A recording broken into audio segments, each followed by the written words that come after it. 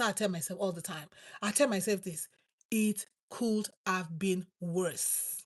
Fact. It could have been worse.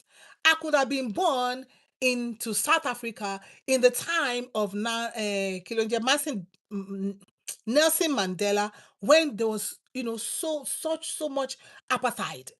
It could have been me. I could have been born here in the slave time, where, I was a slave, picking the cotton field and all that. It could have been me. It could have been you. Why did God decide, no, you are not going to be born in that generation? This is the generation where I want you to be born. I didn't choose to be born now. I didn't choose, in fact, I did not choose to be where I am today. I didn't choose okay, let me travel here and do what I'm doing.